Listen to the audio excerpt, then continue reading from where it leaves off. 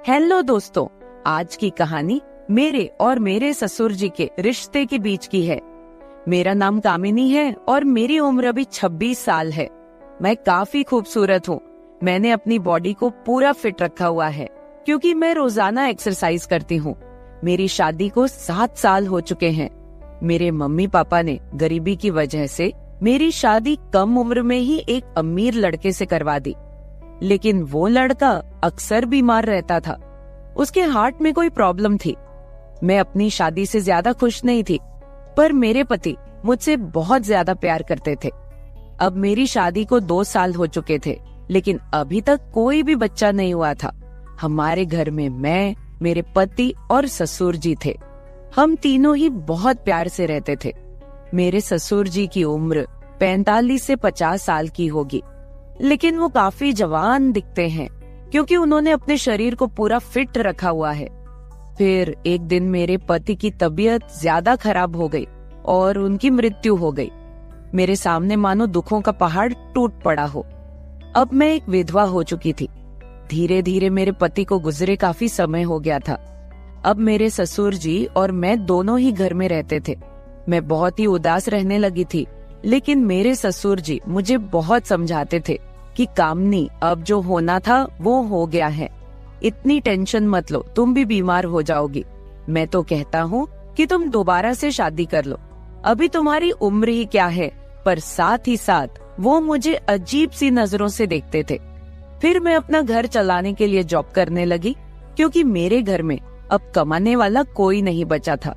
मैं दिन भर ऑफिस में रहती और शाम के 7 बजे तक घर आती।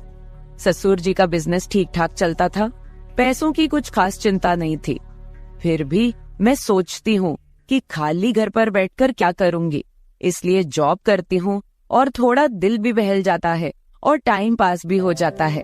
अब मेरे पति को गए हुए बहुत दिन हो चुके थे, इसलिए मैं उनकी मृत्यु के सदमे से थोड़ा थोड़ा बाहर निकल रही थी। ऑफिस की सहेलियों ने मुझे बहुत समझाया कि तुम शादी कर लो। मेरी एक बहुत अच्छी सहेली है, हम दोनों साथ साथ ऑफिस जाती हैं।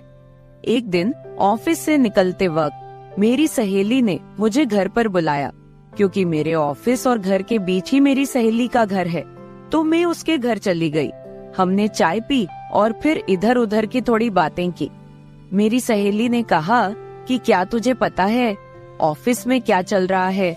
मैंने कहा नहीं यार, मुझे उससे क्या फर्क पड़ने वाला है, वैसे भी तो मैं ऑफिस में अपना मन बहलाने के लिए ही जाती हूँ। फिर मेरी सहेली बोली, फिर तू सुन ले, हमारे ऑफिस में सभी लोग एक दूसरे से मिलकर रहते हैं और किसी को भी कोई समस्या हो वो सभी मिलकर सुलझा लेते हैं। देखो, जो काम वाली आंटी है वह विधवा हो चुकी है, लेकिन ऑफिस के लोगों ने मिलकर उनकी शादी करवा दी है। अब वह बहुत खुशी खुशी रहती है और उनका भी एक सहारा बन गया है। मैंने उसकी बातों पर ज्यादा ध्यान नहीं दिया और वहाँ से अपने घर चली आई। मैं थोड़ा थोड़ा अपनी सहेली की बातों को समझ रही थी कि वो मुझे शादी करने के बारे में बोल रही है। फिर मैंने घर आकर ससुर जी को खाना बनाकर दिया और खुद भी खाना खाया। मैं अपने कमरे में बैठी थी, मुझे नींद नहीं आ रही थी। सुबह के लगभग 10 बज रहे थे। आज रविवार था, मुझे ऑफिस नहीं जाना था। तभी मेरे दिमाग में मेरी सहेली के मुंह से सुनी हुई बातें चलने लगी। मैं सोच सोचकर परेशान सी होने लगी। फिर मेरे दिमाग में कुछ आया और मैं अपने ससुर जी के कमरे की ओर चली गई। जब मैं अपने ससुर जी के रूम में गई तो उनके हाथ में एक किताब थी। मुझे देखकर उन्होंने किताब को तकिए के नीचे रख दिया। मैंने देख लिए था कि ससुर जी कौन सी किताब देख रहे हैं। मैंने कहा, ससुर जी आप क्या पढ़ रहे हो? वह बोले, कुछ नहीं बहू, किताब देख रहा था बस। बताओ क्या बात है? मैं बोली, कुछ नहीं। ससुर जी मुझे आपसे कुछ जरूरी बात करनी है। उन्होंने कहा, हाँ बहू कहो क्या बात करनी है। मैंने कहा, ससुर जी बात थोड़ी अजीब है, मैं सोच रही थी कि आपसे कहूँ कि नहीं। उन्होंने कहा, अरे पहले तुम बोलो तो सही, क्या बात है? ऐसा कभी हुआ है कि तुमने कभी मेरे से कुछ मांगा हो और मैंने तुम्हें ला के ना दिया हो? तुम मेरा इतना ख्याल रखती हो, जो भी बात है खुलकर बोलो। फिर मैंने हिम्मत करके ससुर जी को बोला कि अब मेरे पति की मृत्यु को 2 साल होने को आए हैं उनकी मृत्यु के बाद से मैं बड़ी मुश्किल से सदमे से बाहर आई हूँ। अभी मैं घर से बाहर जाती हूँ तो मुझे बड़ी दिक्कत होती है। आपको तो पता ही है कि विधवा औरत की तरफ लोग कैसी नजरों से देखते हैं और उसके बारे में लोग कैसी सोच रखते हैं।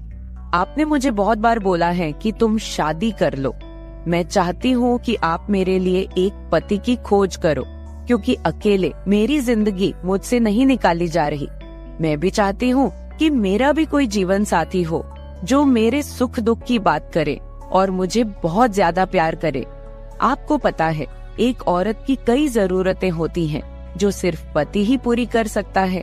बाकी आपको पता ही है कि मेरे माँ बाप तो इतने गरीब हैं कि उन्होंने पता नहीं एक बार मेरी शादी कैसे कर्ज उठाकर की है।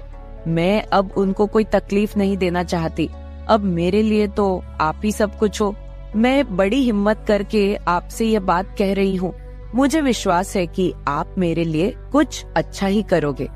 उसके बाद ससुर जी ने मुझे अपने पास बैठा लिया और मेरे साथ कुछ बातें करने लगे और मेरे सुख दुख को बांटने लगे। फिर ससुर जी मुझसे बोले, बहू, जिस चीज की तलाश तुम बाहर से कर रही हो वो चीज तुमको घर में ही मिल सकती है। अगर तुम चाहो तो मैं तुम्हारी सभी जरूरतों को पूरा कर सकता हूँ। ससुर जी की बात सुनकर तो मेरे होश ही उड़ गए। मैंने बोला, ससुर जी, मैं तो आपकी बेटी सामान हूँ, आप ये सब कैसे सोच सकते हैं? ससुर जी बोले, देखो बहू, तुम्हें पता है तुम्हारी सासू माँ की मृत्यु के बाद से मैं अकेला ही जिंदगी बीता रहा हूँ, और जब से तुम्हारे पति की मृत्यु हुई है तुम भी अकेले जिंदगी बीता रही हो। अगर तुम्हारा इरादा हो तो हम दोनों का अकेलापन दूर हो जाएगा और हम दोनों एक दूसरे के सहारे जिंदगी बिता लेंगे और बाहर किसी को कुछ भी पता नहीं चलेगा। बाकी मेरे जाने के बाद ये सारी प्रॉपर्टी भी तो तुम्हारी ही है और इस प्रॉपर्टी को संभालने वाला भी तो कोई चाहिए। बाकी लोगों की टेंशन मत लो, वो तो जब तुम विधवा की जिंदगी जी रही हो तब भी बातें करते थे और अब भी बातें करेंगे। सच कहूँ तो बहू, मैं तो उसी वक्त तेरा दीवाना हो गया था जब मैंने तुम्हें पहली बार देखा था। फिर मैंने ससुर जी को बोला कि मैं सोचकर बताती हूँ। अगली सुबह मैं उठी और खाना बनाने लगी। अगले दिन मैं ऑफिस नहीं गई, मैं किचन में खाना पका रही थी। तभी ससुर जी किचन में आए और बोले, बहू, आज ऑफिस नहीं जा रही हो क्या? मैंने कहा, नहीं, आज नहीं जा रही हूँ। आज मैंने ऑफिस से छुट्टी ले ली है। आप कहीं जाने वाले थे, गए नहीं क्या? वो बोले, नहीं, आज मेरी तबीयत ठीक नहीं है। मैंने सोचा कि आज घर रहकर आराम कर लेता हूँ। कुछ देर के बाद घर में कुछ मेहमान आ गए। हम लोग मेहमानों के आदर सत्कार में लग गए। मैंने उनसे हालचाल पूछा और उन लोगों से ढेर सारी बातें की। मेहमान के रूप में मेरे चाचा और चाची जी आए हुए थे।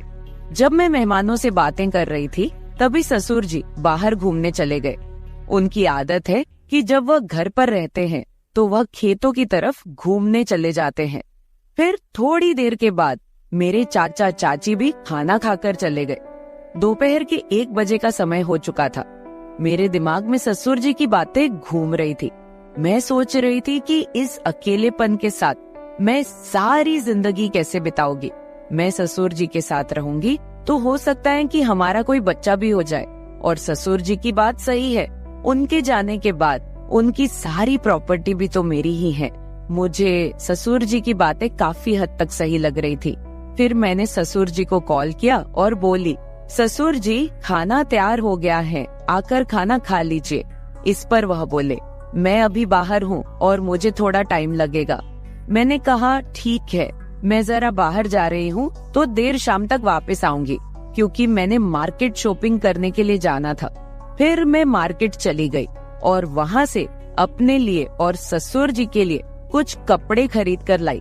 जब मैं घर पहुँची तो शाम के 7 बज चुके थे। ससुर जी अपने कमरे में सो रहे थे। मैंने ससुर जी को उठाया और वो नहाने चले गए। अब चारों तरफ शांति हो चुकी थी। शाम के 8 बज चुके थे। फिर मैं ससुर जी के पास गई और उनको वो सब बातों के लिए हाँ बोल दी जो उन्होंने मुझे कही थी। ससुर जी मेरी हाँ सुनते ही खुश हो गए।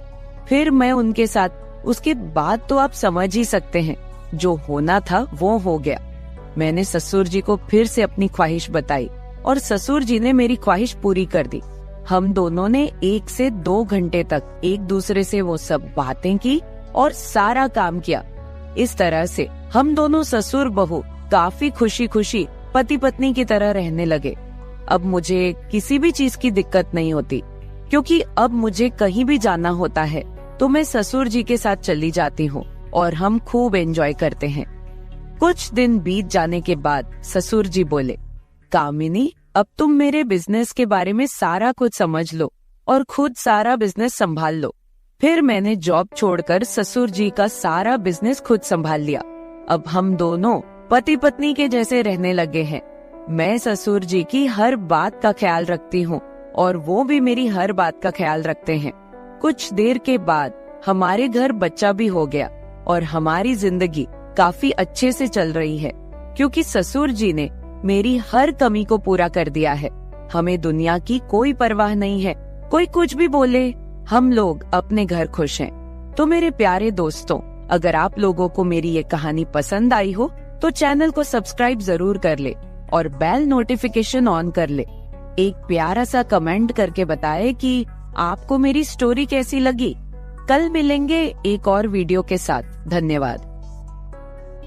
मेरी बेटी ने मुझे अपने घर पर अपने मदद के लिए बुलाया था। जैसे ही मैं उसके घर पहुंची, दामाद ने मेरी स्वागत सत्कार शुरू कर दिया।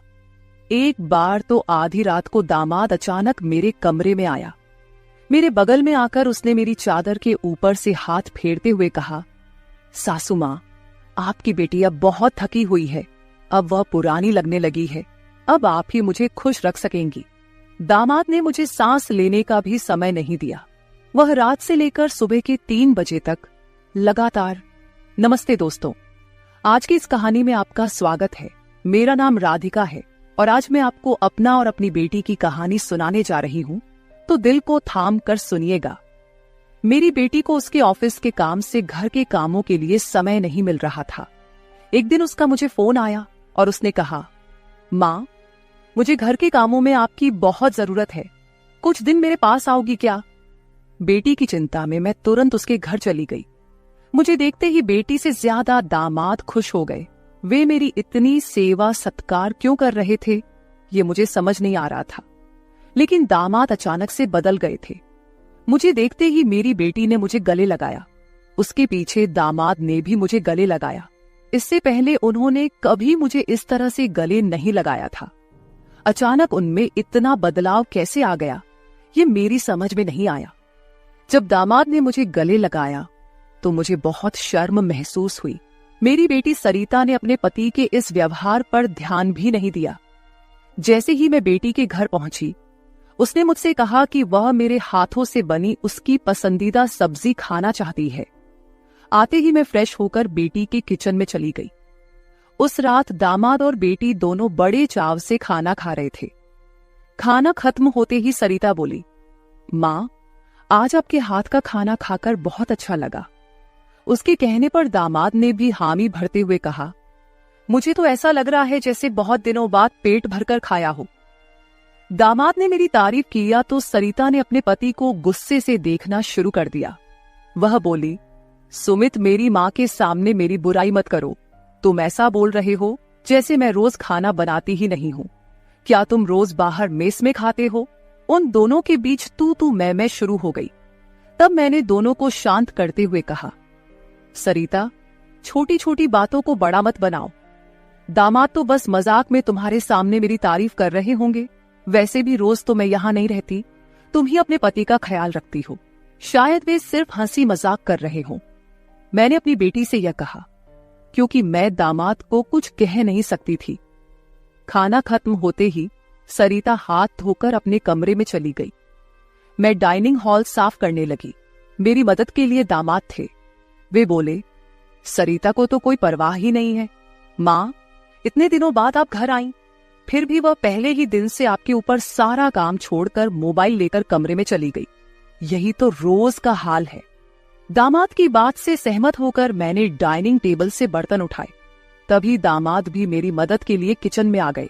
किचन से जाते वक्त दामाद ने अचानक मेरे हाथ पकड़ लिए। फिर दामाद जी बोले, सासू माँ, सच में आपके हाथों में जादू है। आपके हाथ का खाना खाकर मन बहुत प्रसन्न हो गया। आगे भी मुझे आपके इस तरह के अलग अलग रूप देखने को मिलेंगे। मेरा न कोई साला है और न कोई साली। मेरे ससुराल में तो आप ही एक हैं। अब चाहे साला, साली और बहनोई की हंसी मजाक हो या सासू माँ की देखभाल, ये सभी रिश्ते आपको ही निभाने हैं। अब मैं आपको यहां से जल्दी जाने नहीं दूंगा। मुझे दामाद का प्यार समझ में आया, लेकिन इसके पीछे उनका क्या मकसद था, इस पर मैंने ज्यादा गहराई से सोचा नहीं था।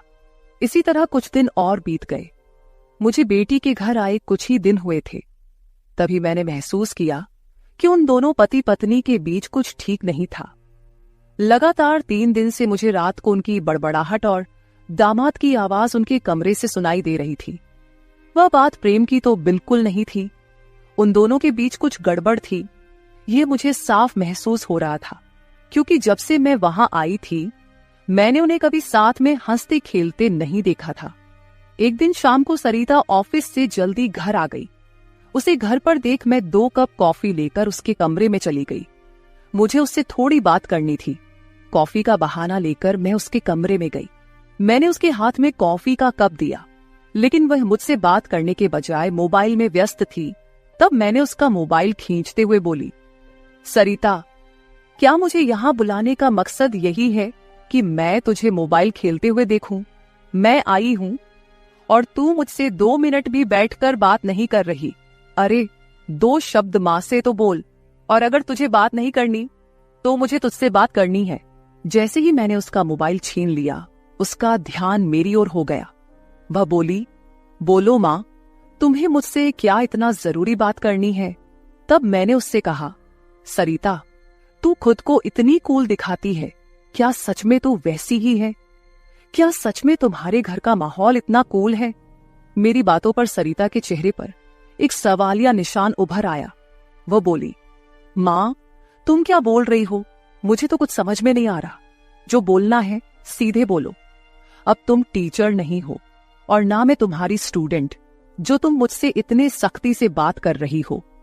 सरिता के कंधे पर हाथ रखकर मैंने उससे कहा, अरे पिछले 3 दिनों से रात को मुझे तुम्हारे कमरे से तुम दोनों की बड़बड़ाहट सुनाई दे रही है।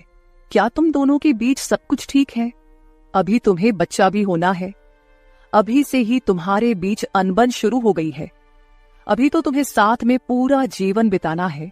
ये सही तरीका नहीं है। मेरी बातों का जवाब देते हुए सरिता बोली, मां, मुझसे कहने के बजाय समीर से कहो, क्योंकि हमेशा वही झगड़ा शुरू करता है। उस दिन भी देखा ना, कैसे वह खाने की टेबल पर मुझे कुछ भी बोल रहा था।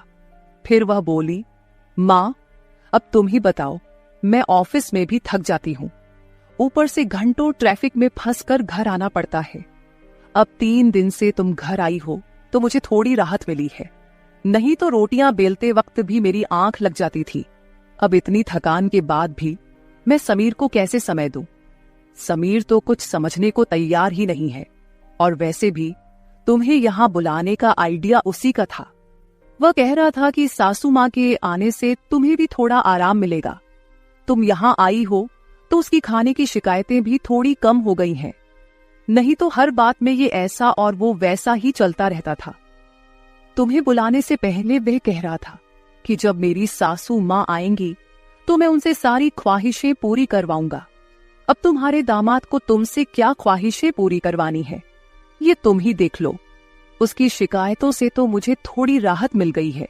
सरिता की बातें सुनकर मुझे लगा कि सच में उसे काम से समय नहीं मिल पाता होगा, इसलिए समीर को खाने पीने की परेशानी हो रही होगी, और शायद इसलिए उन्होंने मुझे कुछ दिनों के लिए बुला लिया होगा। लेकिन दामाद को मुझसे और भी ख्वाहिशें पूरी करवानी थीं, इसका मुझे कोई अंदाजा नहीं था। सरिता की बातें सुनकर मुझे लगा कि उनके बीच सामान्य झगड़े हैं जो वे खुद सुलझा लेंगे।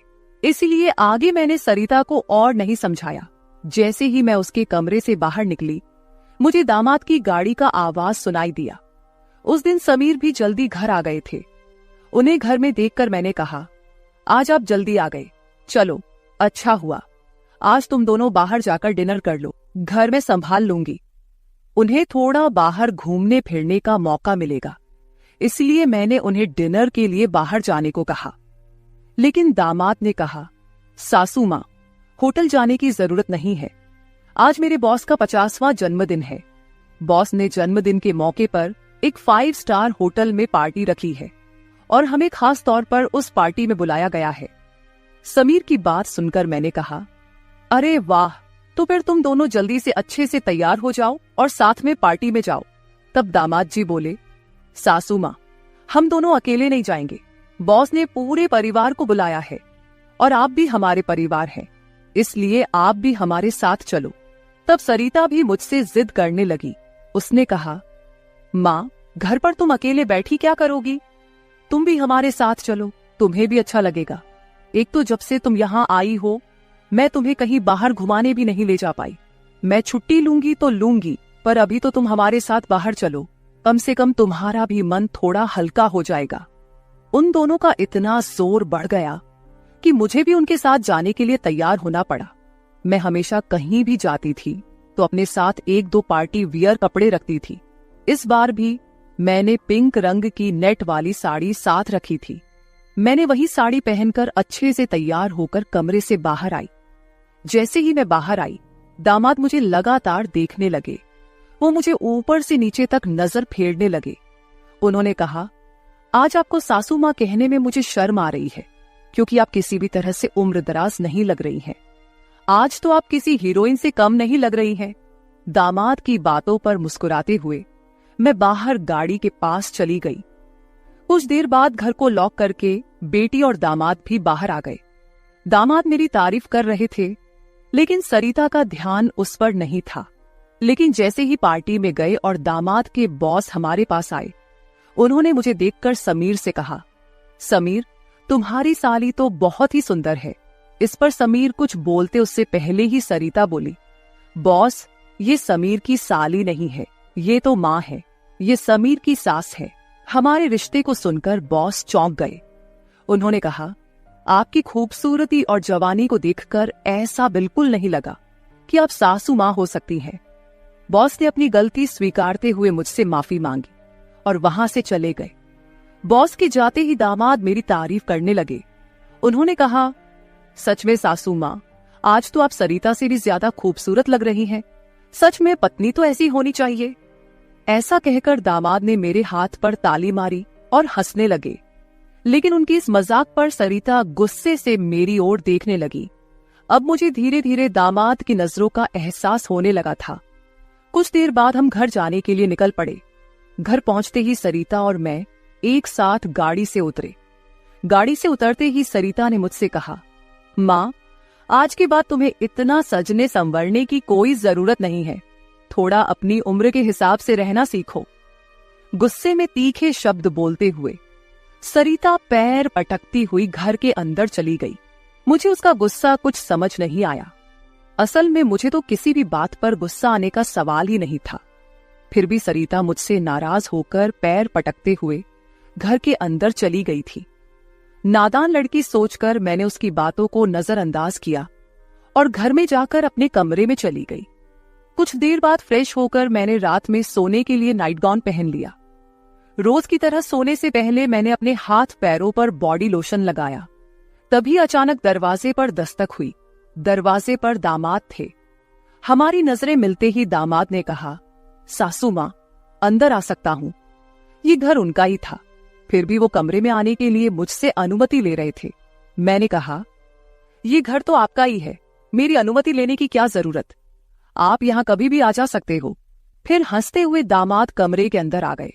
उन्होंने मेरी ओर देखकर कहा, सासू माँ, सच में आज आप बहुत सुंदर लग रही थी। वैसे तो मैं आपको कभी यह कॉम्प्लीमेंट देना चाहता था कि आप आज भी जवान और खूबसूरत दिखती हैं। कभी कभी सच में आपको सासू माँ कहने में मुझे शर्म महसूस होती है। कभी कभी तो आपको नाम से बुलाने की इच्छा होती है। सच में आप सरिता की बहन जैसी लगती हैं। बाहर कुछ समय पहले सरिता ने जो गुस्से में आपको कहा, वह सब मैंने सुना।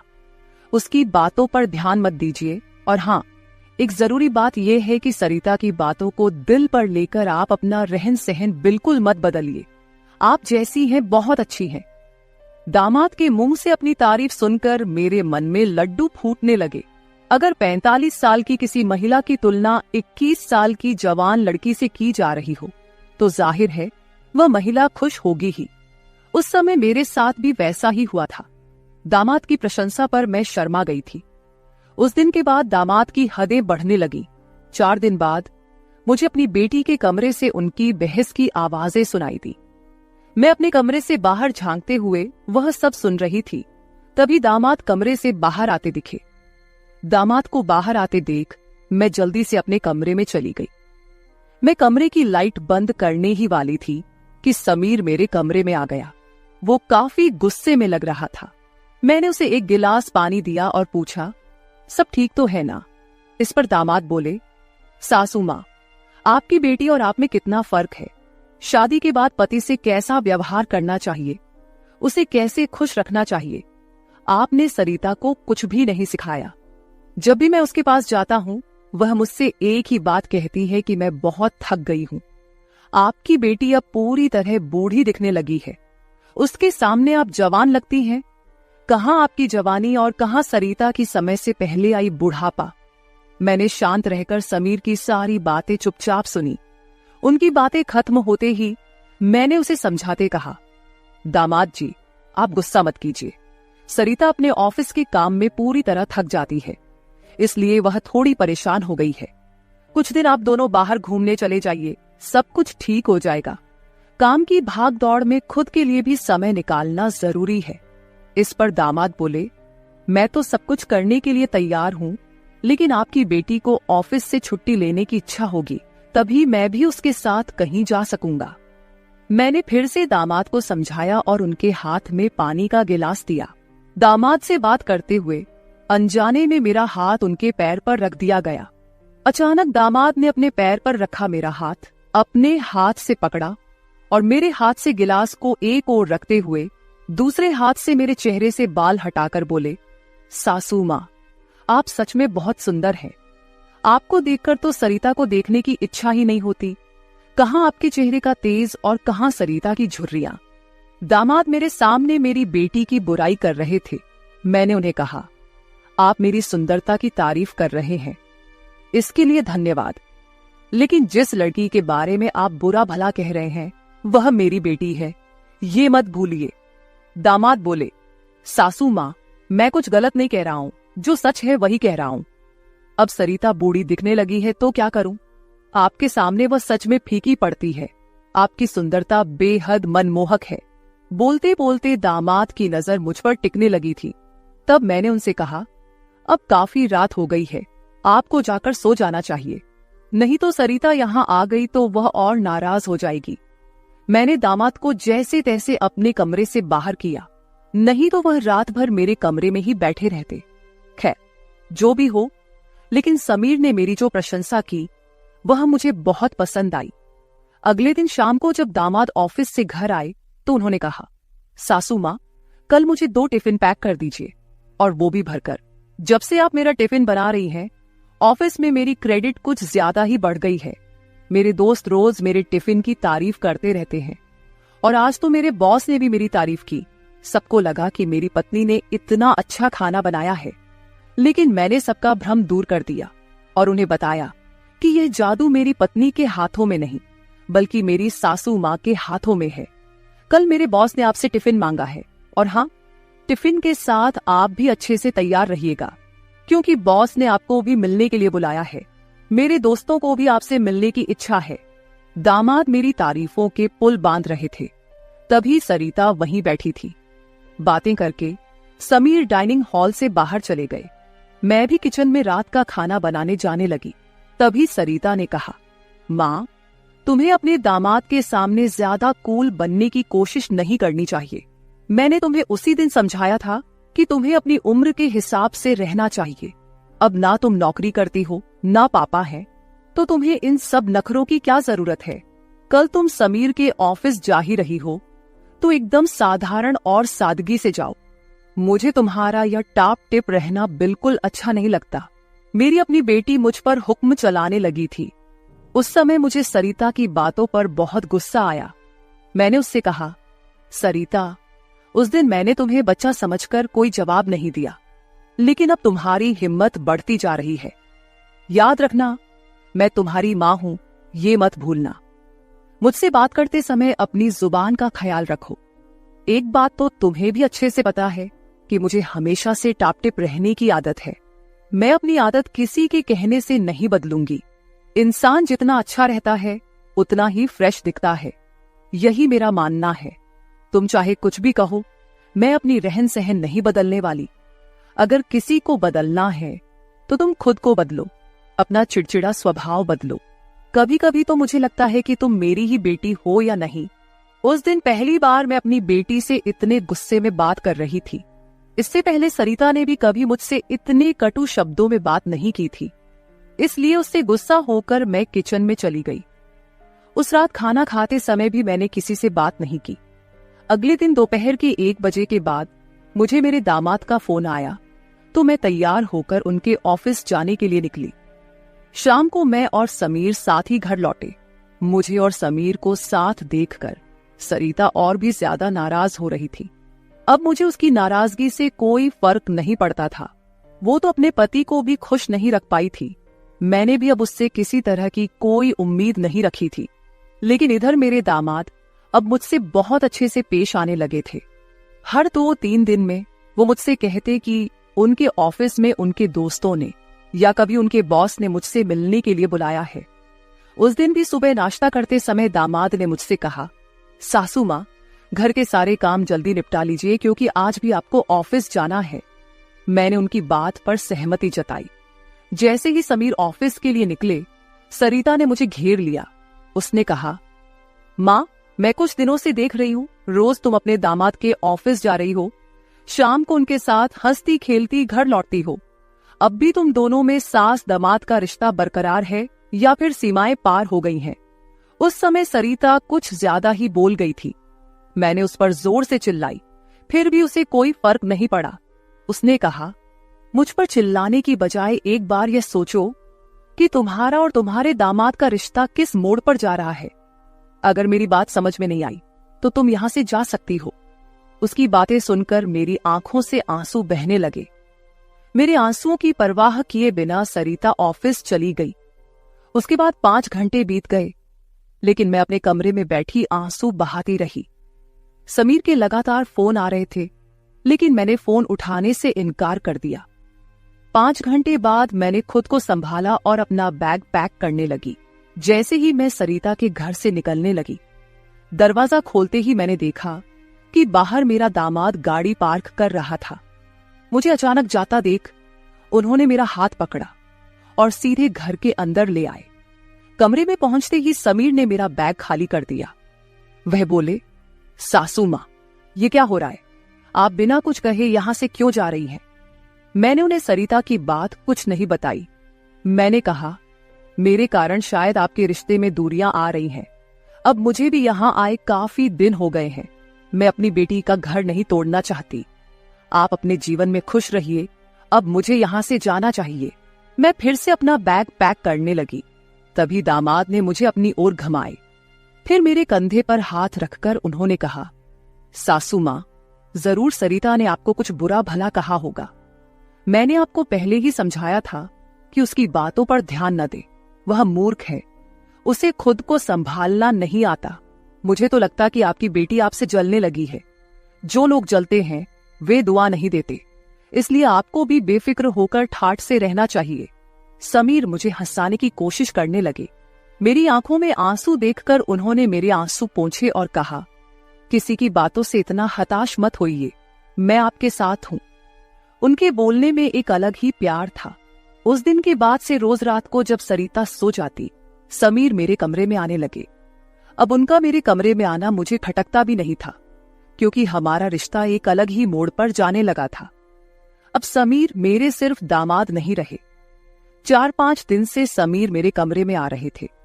कुछ दिन बाद अचानक मेरे मन में ख्याल आया कि अगर सरिता को यह सब पता चल गया तो, इसलिए मैं समीर के सामने यह सवाल रखी। मैंने कहा, समीर, तुम रोज रात को सरिता की नजरों से छुपकर मेरे कमरे में आते हो, लेकिन क्या तुम पक्का करते हो कि वह गहरी नींद में होती है? अगर तुम्हारी लापरवाही के कारण सरिता अचानक मेरे कमरे में आ गई और उसने ये सब देख लिया तो क्या होगा? इस पर समीर ने कहा, सासू माँ, कभी न कभी हमें इस स्थिति का सामना करना ही होगा। जो काम मेरी पत्नी को करना चाहिए था वो आपने किया, इसमें आपकी क्या गलती है? उसे वक्त रहते सब कुछ समझना चाहिए था। अब वक्त उसके हाथ से निकल गया है। आप ज्यादा चिंता मत कीजिए, नहीं तो आपके चेहरे पर भी झुर्रियां आने लगेंगी। आप चिंता मत करें, बस सरिता के सामने इस रिश्ते को स्वीकार करने का साहस रखिए। हम दोनों बात कर ही रहे थे कि अचानक सरिता कमरे में आ गई। मैंने उसका नाम लिया ही था कि वह वहां मौजूद हो गई थी। हम दोनों सास और दामाद एक दूसरे को देखने लगे। सरिता तो हमें साथ देखकर हमारी ओर बस देखती ही रह गई थी। उसने कहा, मुझे तुम दोनों पर पहले ही शक हो गया था।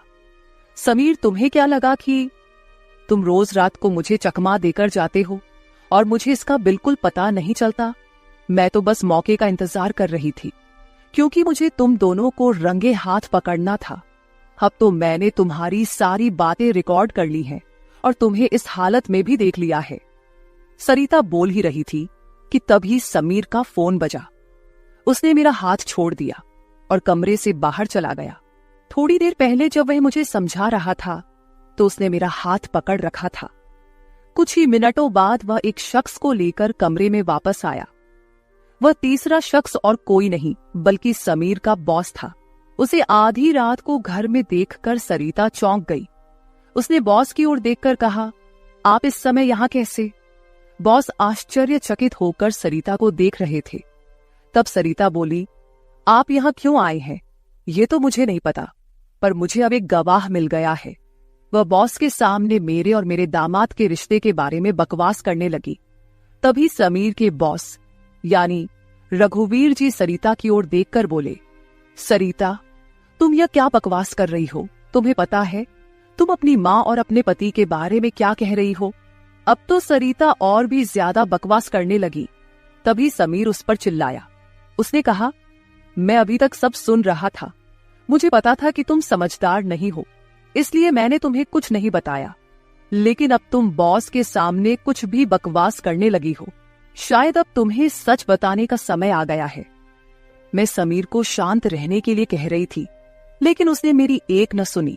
वह बोला, माँ, अब और कितने दिन आप यह सब बातें छुपा कर रखेंगी? इस तरह मन मारकर जीवन को सुखमय नहीं बनाया जा सकता। जीना है तो खुले दिल से जियो। आपको किसी से डरने की जरूरत नहीं है, क्योंकि आपने कोई अपराध नहीं किया। समीर ने सरिता से कहा, सरिता, पिछले कुछ दिनों से मैं इस कमरे में आ रहा हूं, ये सच है, लेकिन मैं इस कमरे में क्यों आ रहा था इसका कारण वो नहीं है जो तुम सोच रही हो। इसका असली कारण कुछ और ही है। मैं यहां इसलिए आता था ताकि अपने बॉस को तुम्हारी माँ के कमरे में सुरक्षित छोड़ सकूं। मैं तुम्हारी माँ के साथ नहीं बल्कि मेरे बॉस होते थे। जिस दिन हम बॉस के जन्मदिन की पार्टी में गए थे, उस रात जब हम पार्टी से घर लौटे थे तो मैंने तुम्हारी माँ को उनके कमरे में रोते हुए देखा था। उसी रात बॉस ने मुझसे तुम्हारी माँ का फोन नंबर भी लिया था। उस रात बॉस बार बार तुम्हारी माँ को फोन कर रहे थे। उस रात जब मैं अचानक तुम्हारी माँ के कमरे में गया तो मैंने उनके फोन में बॉस के कई मिस्ड कॉल देखे। अगले दिन मैंने बॉस से इस बारे में पूछा, तभी मुझे सच्चाई पता चली। एक समय था जब तुम्हारी माँ और बॉस एक ही कॉलेज में पढ़ते थे। इतना ही नहीं, उन दोनों के बीच प्यार भी था, लेकिन घर वालों के दबाव के कारण वे अपना जीवन एक साथ नहीं बिता सके। पर किस्मत ने 30 साल बाद उन्हें एक बार फिर से आमने सामने खड़ा कर दिया। तुम्हारी माँ कुछ बोलने के लिए तैयार नहीं थी, लेकिन बॉस की वजह से मुझे उन दोनों के रिश्ते के बारे में पता चला। तब से मैंने जानबूझकर कभी दोस्तों का बहाना बनाया तो कभी बॉस का, ताकि तुम्हारी माँ और बॉस को एक दूसरे से मिलवा सकूं। धीरे धीरे मैंने तुम्हारी माँ के चेहरे पर खुशी देखनी शुरू की। वह भी अपना पुराना रिश्ता जीने लगी, लेकिन तुमने इसे गलत समझा और माँ पर गलत आरोप लगाए। तुम्हारे आरोपों के बाद तुम्हारी माँ ने घर से बाहर निकलना बंद कर दिया। तब से मैंने इस प्रेमी जोड़े की मुलाकात अपने घर में ही करानी शुरू कर दी। तुम्हारी माँ जानती थी कि तुम इस उम्र में उनके और बॉस के रिश्ते को स्वीकार नहीं करोगी, इसलिए उन्होंने कभी तुमसे खुलकर बात नहीं की। लेकिन अब मुझे लगता है कि उन्हें अपनी जिंदगी का फैसला खुद करने देना चाहिए। सरिता बोली, समीर, तुम मेरी माँ को उनके प्रेम से मिलने के लिए इतना प्रयास कर रहे थे, तुम दामाद होकर भी कोई आपत्ति नहीं कर रहे थे और मेरी माँ को एक बार फिर से जीने का मौका दे रहे थे। मैं आगे बढ़ी और सरिता से आंसू भरी आंखों के साथ बोली, मुझे माफ कर दे बेटी, मुझे इस उम्र में यह सब नहीं करना चाहिए था, मुझे रघुवीर से फिर से नहीं मिलना चाहिए था। लेकिन तू चिंता मत कर, सुबह होते ही मैं यहां से चली जाऊंगी। मैं रघुवीर से कभी नहीं मिलूंगी। इस उम्र में मुझे यह बातें तुम्हारे मुंह से सुनने से पहले ही मैं यहां से चली जाती हूं। मेरी आंखों में आंसू देखकर सरिता बोली, मां, मुझे माफ कर दो, मैंने तुम्हें समझा ही नहीं, ना मैंने कभी तुम्हारे अकेलेपन को महसूस किया। अब वो समय तो बीत गया, पर अगर तुम मेरे लिए जी सकती हो तो फिर मैं तुम्हारी खुशी में क्यों नहीं शामिल हो सकती। तुम्हारे समय में दादा ने तुम्हारी शादी नहीं होने दी होगी, लेकिन अब मैं उनके नक्शे कदम पर नहीं चलूंगी। मैं तुम्हें और बॉस को आपके आगे के जीवन के लिए ढेर सारी शुभकामनाएं देती हूं। बॉस मुझे मेरे पिता के रूप में स्वीकार है। बेटी की सहमति सुनकर मेरी आंखों में आंसू भर आए। रघुवीर भी मेरी तरह ही अपने जीवन में अकेले थे। अगले 3 दिनों के भीतर मेरी और रघुवीर की रजिस्टर्ड मैरिज मेरी बेटी और दामाद की मौजूदगी में हो गई। शायद ये पहली बार हुआ होगा कि एक बेटी ने अपनी मां की विदाई की थी। मेरी विदाई के समय मैंने सरिता को एक सीख दी।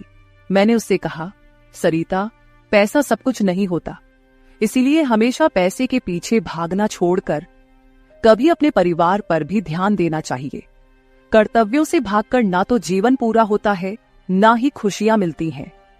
अब समय आ गया है कि तुम अपनी जिम्मेदारियों पर ध्यान दो। सरिता ने मुझसे वादा किया कि आगे से वो अपने घर की जिम्मेदारियों को निभाने में पीछे नहीं हटेगी। मेरी विदाई होते ही सरिता ने पूरे 20 दिनों की छुट्टी ली। शादी के 2 साल बाद मेरी बेटी और दामाद एक बार फिर हनीमून पर गए। तो दोस्तों, शादी और प्यार की कोई उम्र नहीं होती। जहां दिल मिलते हैं वहीं रिश्ते भी अपने आप बन जाते हैं। बस जरूरत होती है एक दूसरे को समझने की। तो मेरे प्यारे दोस्तों, यह थी हमारी आज की छोटी सी कहानी। आपको ये कहानी कैसी लगी कमेंट करके जरूर बताएं।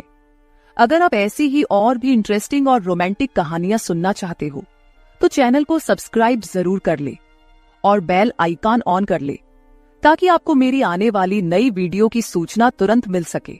कल मिलेंगे एक और नई कहानी के साथ। धन्यवाद।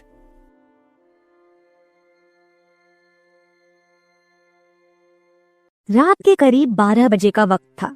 गर्मियों की रातें थीं और मैं अपने कमरे में सो रही थी। अचानक मेरे कमरे के दरवाजे पर दस्तक हुई। पहले तो मैं थोड़ा डर गई, लेकिन फिर सोचा शायद मेरा भाई ही होगा, क्योंकि घर में मेरे और भाई के अलावा कोई और नहीं था। मैंने उठकर दरवाजे की ओर कदम बढ़ाए। दरवाजा खोलते ही मैंने बाहर झांका, लेकिन वहां कोई नहीं था। मैंने सोचा शायद ये मेरा वहम होगा। मैं वापस बिस्तर पर लेटने लगी। अचानक दरवाजे पर फिर से पहले से भी ज्यादा जोर की दस्तक हुई। मैंने कांपती हुई आवाज में पूछा, कौन है? लेकिन कोई जवाब नहीं आया। डरते हुए मैंने दोबारा दरवाजा खोला और वहां मेरा भाई खड़ा था। उसने मुझसे कहा, क्या हुआ दीदी, इतनी घबराई हुई क्यों लग रही हो? वो मुझे आज कुछ अजीब सी नजरों से देख रहा था। मैंने सोचा शायद मैं ही ज्यादा सोच रही हूँ, लेकिन मुझे क्या पता था कि उस रात कुछ ऐसा होने वाला था जिसने मेरी पूरी जिंदगी को बर्बाद कर दिया, जिसे मैं चाहकर भी कभी भूल नहीं पाई। अब मैं आपको अपनी जिंदगी का वो सच बताने जा रही हूँ जिसे मैंने आज तक सबसे छुपा कर रखा था। यह सच ऐसा है जो मेरी हर रात की नींद और हर दिन का सुकून छीन ले गया। इसे सुनने के बाद शायद आपकी रूह कांप उठेगी। दोस्तों, कहानी सुनने से पहले दिल थाम कर बैठिएगा, क्योंकि कहानी बहुत ही खतरनाक होने वाली है। अगर चैनल पर पहली बार आए हैं तो चैनल को सब्सक्राइब जरूर कर लीजिएगा। तो चलिए कहानी शुरू करते हैं। मेरी उम्र 20 साल हो चुकी थी और मैंने नया नया जवानी की दहलीज पर कदम रखा था। मैं कॉलेज में 2nd ईयर की पढ़ाई कर रही थी। उन दिनों गर्मी का मौसम था और हमें कॉलेज से छुट्टियां मिल गई थीं। रोज की तरह आज भी पूरे घर की सफाई करने के बाद मैं अपने बिस्तर पर आराम कर रही थी। थकान से चूर होकर ऐसा लग रहा था जैसे पूरा बदन अकड़ गया हो। मैं अपने बिस्तर पर लेटकर सुकून पाने की कोशिश कर रही थी और हाथों से अपने सिर की मसाज कर रही थी। अचानक मेरा भाई राहुल मेरे कमरे में आया और दरवाजा बंद करके कहने लगा, क्या हुआ दीदी, तबीयत तो ठीक है? मैंने कहा, क्या भाई, मम्मी सारा काम मेरे सर पर डालकर चली जाती हैं। कॉलेज की छुट्टियां क्या हुई, सारे घर की जिम्मेदारी मुझ पर आ गई है। ऊपर से काम वाली बाई भी छुट्टी पर है। मुझसे नहीं होते ये घर के काम। मेरी बात सुनकर वह मेरे पास आकर बैठ गया और कहने लगा, मेरी प्यारी बहन, कोई बात नहीं, मैं अभी तुम्हारे लिए दूध लेकर आता हूँ, उसे पियोगी तो सुकून मिल जाएगा। राहुल की बात सुनकर मैं मुस्कुरा दी और कहा, बस तुम खाना बाहर से ले आना, मैं थोड़ी देर सोऊंगी तो मेरी तबीयत कुछ बेहतर हो जाएगी। राहुल कमरे से निकल गया। कुछ देर बाद ठंडे दूध के गिलास के साथ वह वापस आया। मुझे उस पर बहुत प्यार आया। दुनिया में बहुत कम ही ऐसे भाई होते हैं जो अपनी बहनों का इतना ख्याल रखते हैं। मैं उसे ढेर सारा आशीर्वाद देने लगी और उसका लाया हुआ दूध पीने लगी। दूध पीने के बाद मैं अपने बिस्तर पर लेट गई। राहुल कहने लगा, चलो दीदी, मैं तुम्हारा सिर दबा देता हूँ, तुम सो जाओ। वह मेरे पास बैठ गया और अपने हाथों से मेरा सिर दबाने लगा। उसके हाथों से मुझे सुकून मिलने लगा और मेरे सर का दर्द भी कम हो गया था। मैं आंखें मूंद कर लेट गई और कुछ ही देर में मैं गहरी नींद सो गई। मुझे कोई भी होश नहीं था कि मैं कितने घंटे तक सोती रही। जब मेरी आंख खुली तो मैंने घड़ी पर टाइम देखा। रात के 9 बज चुके थे। शायद थकावट की वजह से मुझे वक्त का एहसास ही न हुआ। मम्मी और पापा भी ऑफिस से वापस आ चुके थे। मुझे कुछ भी समझ नहीं आ रहा था और मेरा पूरा शरीर दर्द कर रहा था। मैं बिस्तर से उठकर बाथरूम जाने लगी। तभी मुझे चक्कर आ गए। मुझे ऐसा लग रहा था जैसे सब कुछ घूम रहा हो और अगर दीवार का सहारा नहीं लिया होता तो शायद गिर जाती। खुद को संभालते हुए मैं फ्रेश होकर बाहर आई। देखा कि सभी खाने के टेबल पर बैठे हुए थे और मेरे आने का इंतजार कर रहे थे।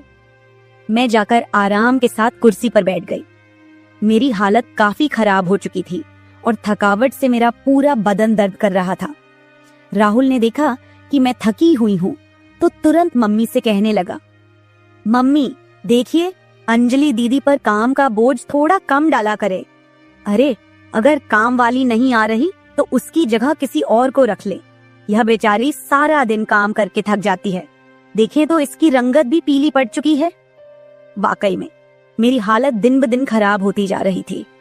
मम्मी और पापा दोनों ही काम करते थे क्योंकि सिर्फ पापा की जॉब से घर का खर्चा चलना मुश्किल था।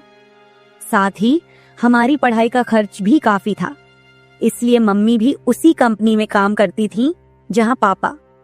हम दोनों भाई बहन कॉलेज जाते थे, लेकिन गर्मी के मौसम में छुट्टियां होने की वजह से घर पर ही थे।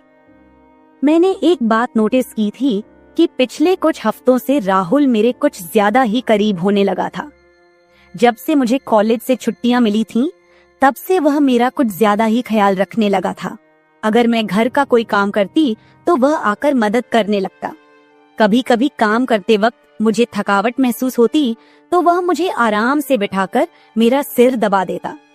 जब मैं उसे मना करती तो वह हंसते हुए कहता, नहीं दीदी, तुम बहुत काम करती हो, अब मेरा हक बनता है कि तुम्हें सुकून दो। मैं उसे रोक नहीं पाती और चुपचाप लेटी रहती।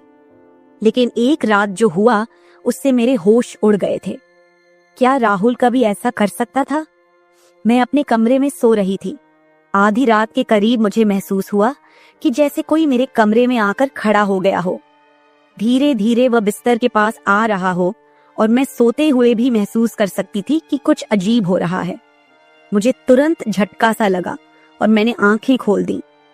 कमरा पूरी तरह से अंधेरे में डूबा हुआ था और जब मैंने उठकर देखा तो अंदर कोई नहीं था। बस कमरे का दरवाजा थोड़ा सा खुला हुआ था और मुझे याद था कि मैं हमेशा सोने से पहले दरवाजा बंद करके सोती थी। तो फिर वह कैसे खुला था?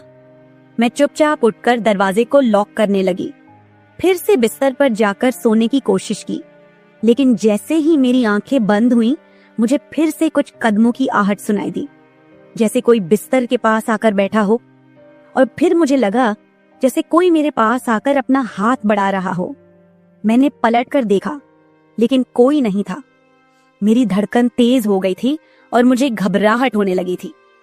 मैंने घबराते हुए कमरे की लाइट ऑन की और दरवाजा खोलकर बाहर झांका, लेकिन वहां कोई नहीं था। आज से पहले ऐसा कभी नहीं हुआ था जो अब हो रहा था। मुझे प्यास लगी तो मैं कमरे का दरवाजा खोलकर बाहर निकली। उसी वक्त राहुल भी अपने कमरे से बाहर निकला। मुझे देखकर उसने पूछा, क्या बात है, आप अभी तक जाग रही हैं? मैंने जवाब दिया, कुछ नहीं, बस ऐसा महसूस हुआ जैसे कमरे में कोई मौजूद हो। पानी पीकर मैं दोबारा कमरे में आई और पीछे पीछे वह भी आ गया। उसने कहा, आपको डरने की जरूरत नहीं है। अगर आपको डर लग रहा है तो मैं आपके पास सो जाता हूँ।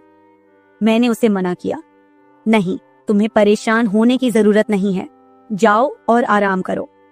लेकिन वह जिद करने लगा कि मैं आपको अकेला किसी भी हाल में नहीं छोड़ सकता।